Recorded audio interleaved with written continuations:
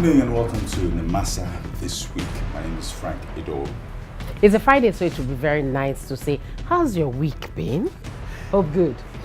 I'm Cordelia Obe. How are you? And this is a visual compendium of what's going on in the maritime industry in Nigeria. You always do that. Why? Compendium. It's okay. Do you know how big the dictionary is? It's like this. So you sleep with the dictionary. No. Even before this recording, I spied you were going through the phone, checking the next big English to use. No problem. Enjoy. They paid your school fees, so use it. This is how people start to drown in maritime terms. May the Lord forbid it. Welcome. Yeah. Now we have an action-packed program for you today. It's going to be a wonderful time out. First, we're going to traverse and find out what is going on in terms of the numerous agencies that we have. One good example are highways. You pass through this road, your papers, you show papers. You see another one, your papers. Another agency, yes. Then sometimes you now find one color of uniform, your particulars. Then another, madam, your drivers. I'll be like, why you being obscure? Why don't you name these things? No, you name, I will know the fire. Somebody sent me an SMS this morning and said to me that right now ship owners are complaining that you have too many people boarding their vessels asking for all sorts of documents, the ones that make money, the ones that doesn't make money. If we create new agencies, or by virtue of legislative activity, we create new agencies, it will simply add to our burden. We're already overburdened. If there's a weak link, we should simply strengthen the weak link instead of creating new agencies every single day.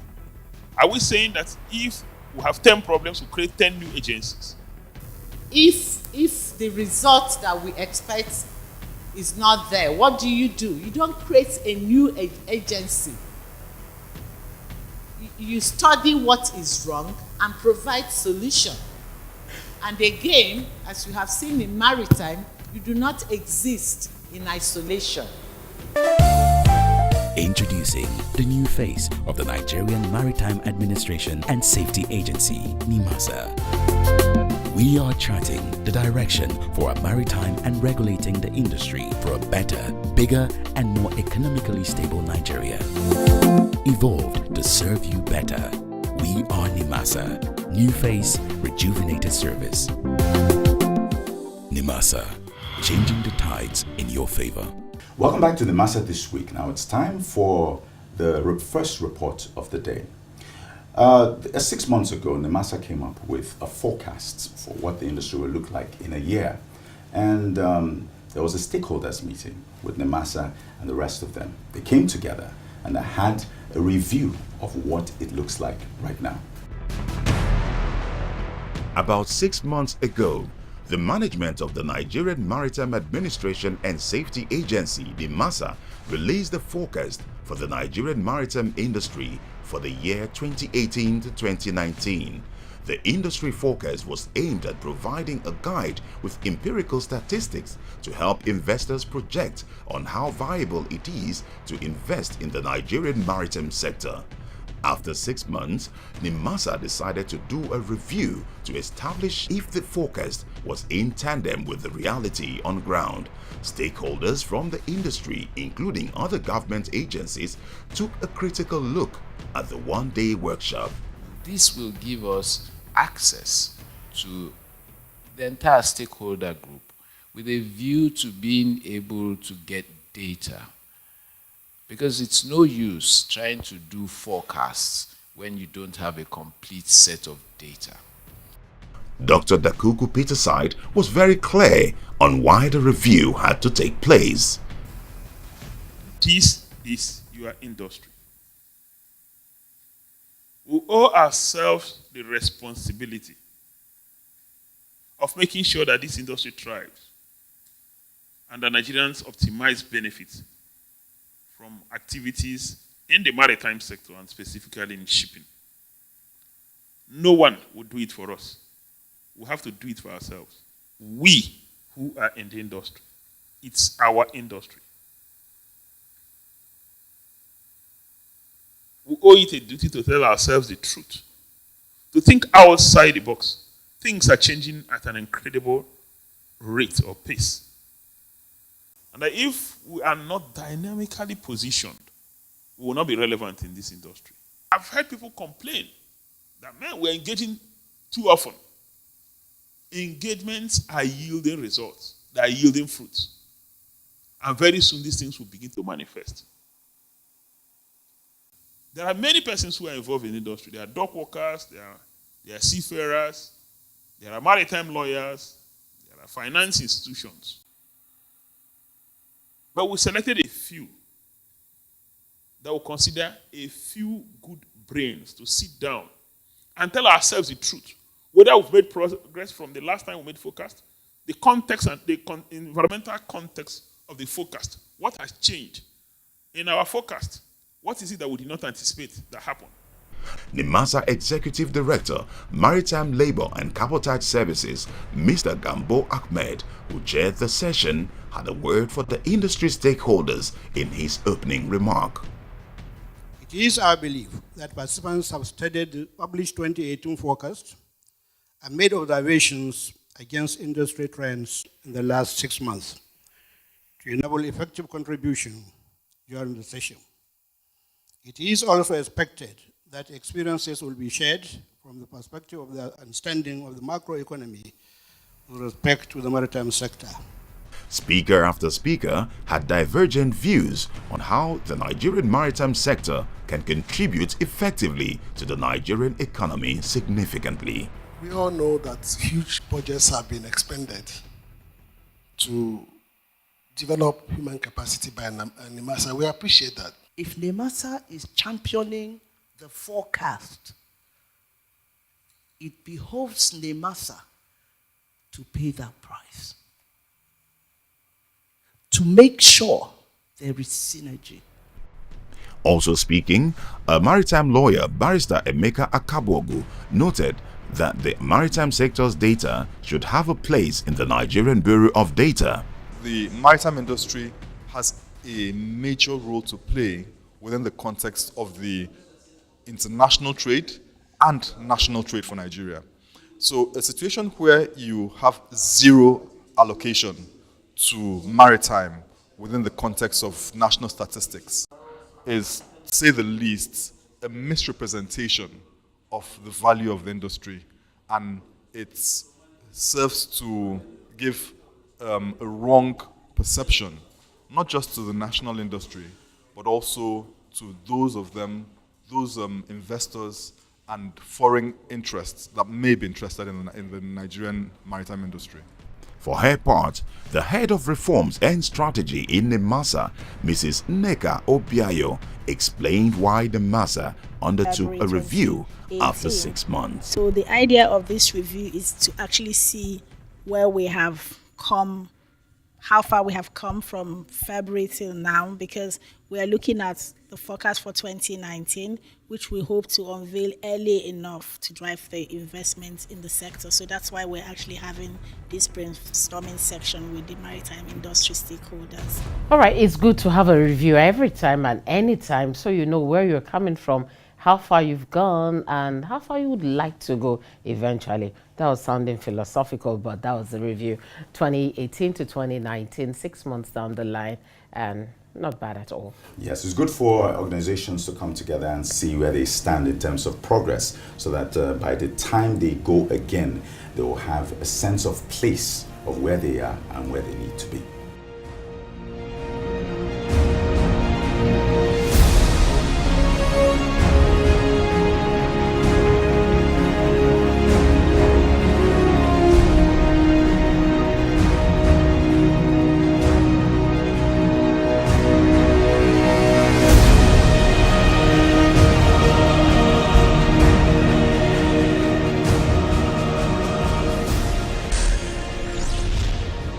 You're still watching Nimasa This Week.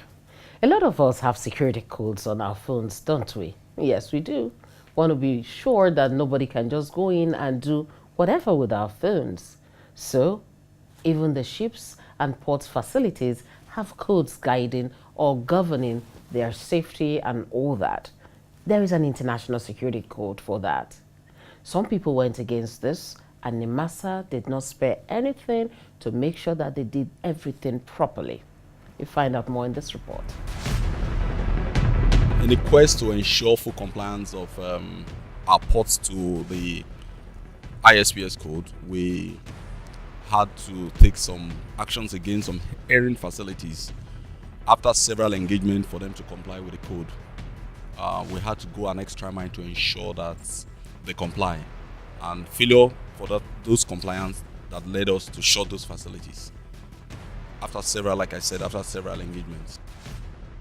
In continuation of efforts to ensure total compliance with the provisions of the International Ships and Port Facility Security Code (ISPS), Nimasa had taken stern measures against 3 herring facilities. The facilities were sealed up for failing to implement physical and operational security measures in their premises. The sealing up was done after Nimasa had given them so much notice to correct the anomalies after the RSOs identified the gaps in their facilities. They were duly advised to take corrective measures as stated in the ISPS code regulations. Our port facility under the ISPS code is required to put strict access control, ensuring that those who don't have business do not have access into the facility. If you recall in the past, when goods come into our facilities, into the ports, a lot of them are vandalized by port rats. There's pilfering, there's stealing, cars are vandalized, even containers are broken into. But all that has stopped because of the advent of the ISPS code. The whole idea of the ISPS code is to put restriction to prevent those who don't have business not to have access into the port area. And those minimum requirements, in line with the code, regulation 2004 of the ISPS code, has been domesticated by the Nigerian government. There are minimum requirements that are placed in the regulation, which port must comply with. They must put restrictions to make sure that people who don't have business do not have access into the facility, making the port safe and the ships safe when they are alongside the port area. All right, so you have seen it. Nimasa wielded the big stick and, of course, made sure that those people that were erring, they later went ahead and complied, and they've been reopened.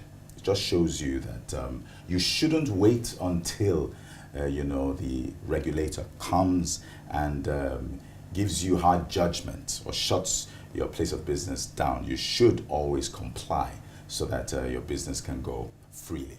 Well, all over the world, you find that there are people who would want for some form of enforcement to be carried out before they comply. Yes. That's why you find businesses being shut down and all that. But it's for the safety of everybody, for your own business. When you do the right things, things will flow easily and nobody will be disturbing you.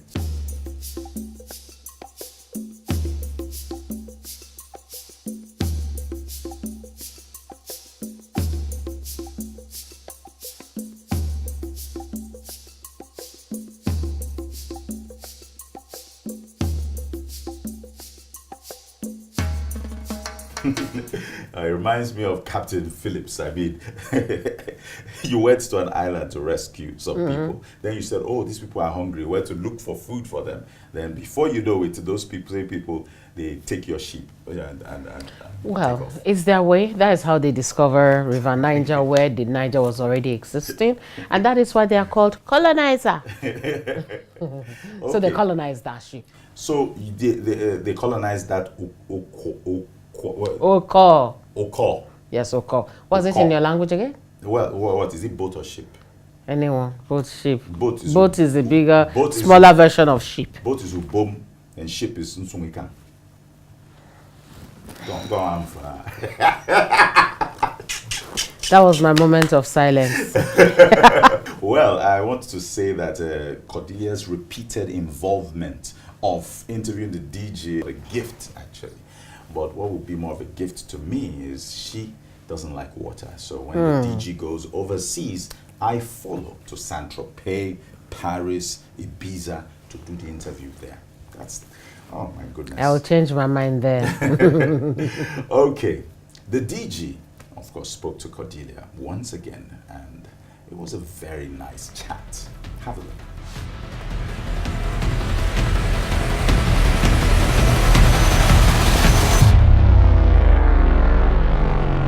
Welcome to the segment where we get to meet the DG, talk about things happening there. One of the segments I'm sure you take time to write down one or two things, especially if you're a stakeholder. And he's there, sitting all nice, DG Nimasa, Dr. Dakuku Peterside. Welcome. Thank you very much. Yes. Good. So, down to business straight. And we're looking at policies now. The other time we talked about ship owners, shipping, and so on. Very first question I would like us to tackle will be the policies Nimasa has implementing to promote the business of shipping in Nigeria. How are you doing that? Well, the business of participation of Nigerians or indigenous people in shipping is our main business. We have two major business. One is promotion of shipping in our country. The second one is to promote and regulate safety, security, and marine environment in shipping in Nigeria. Talking about the initiatives we have put in place or we're pursuing to promote shipping, a number of them comes to mind. One, the entire cabotage regime is about promotion of shipping in the country. That's one. The second one is that you would have noticed that we're pushing for change of trade terms, shipping terms, from free on board to cost insurance and freight. We have had a number of engagements with ship owners, with NMPC, with other agencies towards change of trade terms from free on board to cost insurance and freight. The third initiative is that we're pursuing the National Fleet Project. We want to acquire a number of vessels. We want Nigerians to own ocean-going vessels. Currently, most of our vessels do local voyage called coastal voyage. We want Nigerians who own the big tankers, the big VCCL, the big vessels that will bring, the container vessels that will bring in goods into our country, take goods away from our country.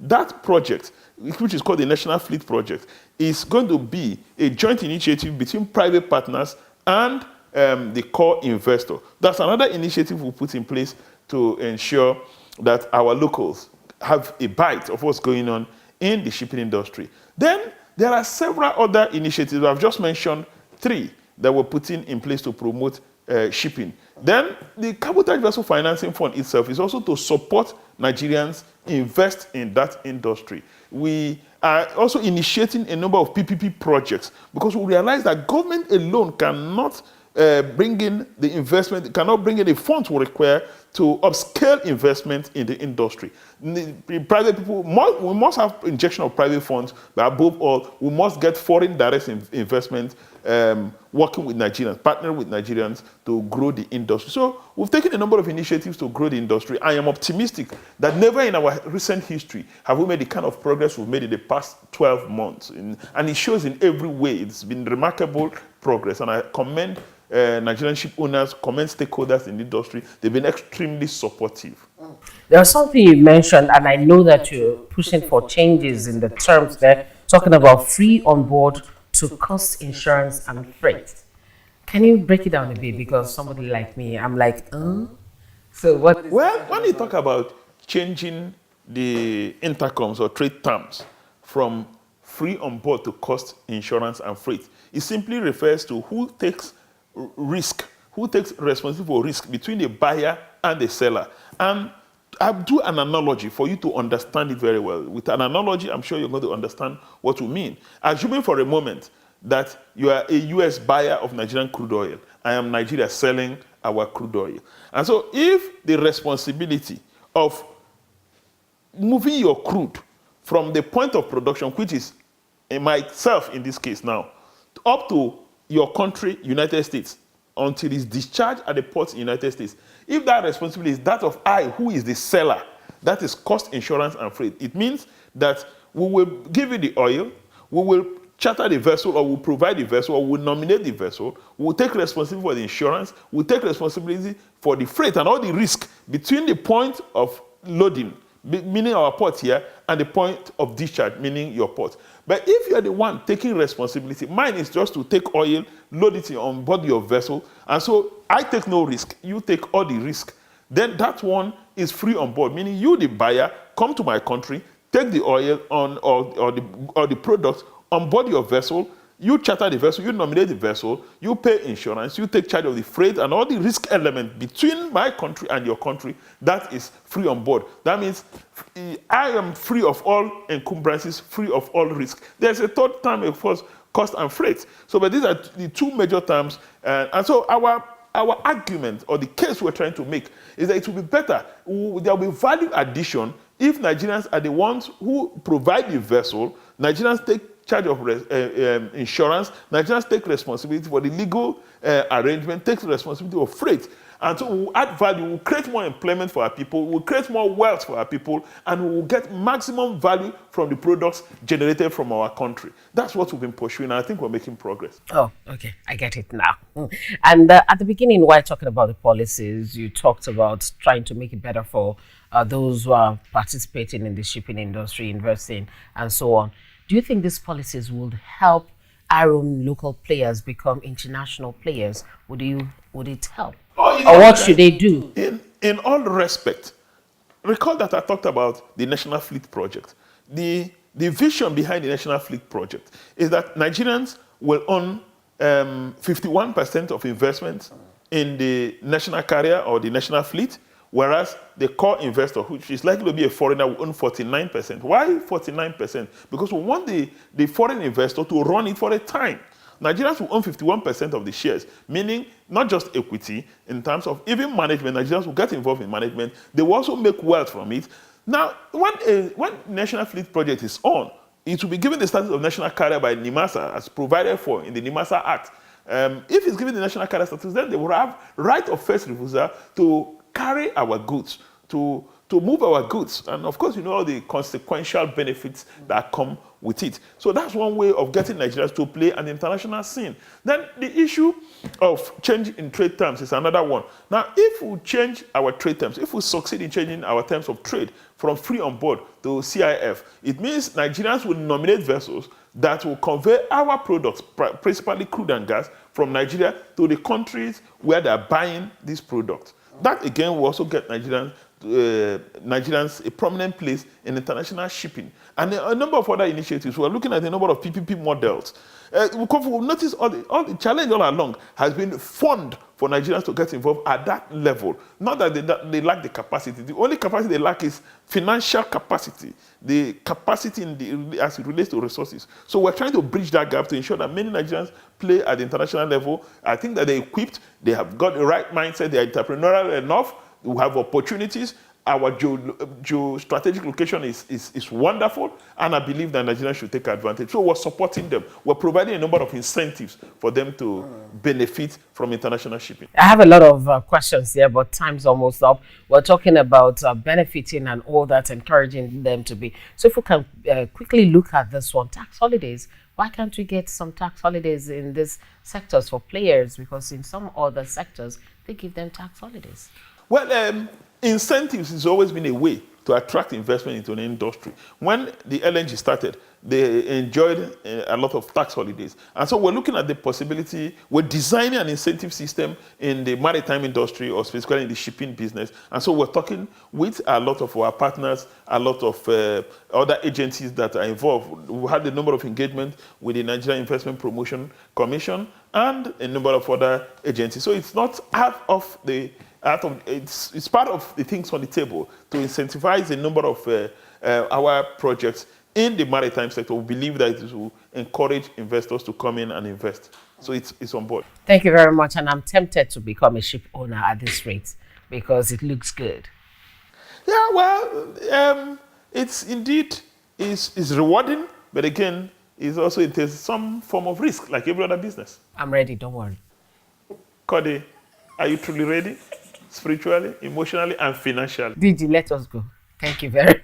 Thank you. Thank you very much, sir, for being a part of this segment. It's still Nimasa this week, and we've been speaking with the DG of Nimasa, Dr. Dakuku Peterson.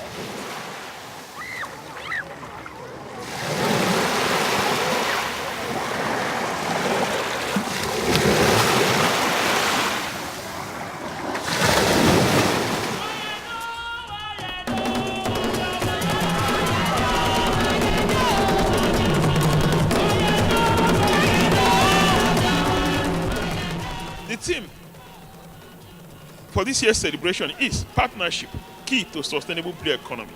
What is the idea of a blue economy? See, if we do things right, all will go well with us. I am confident that the potentials of the oceans and seas would soon emerge as the African narrative for the blue economy.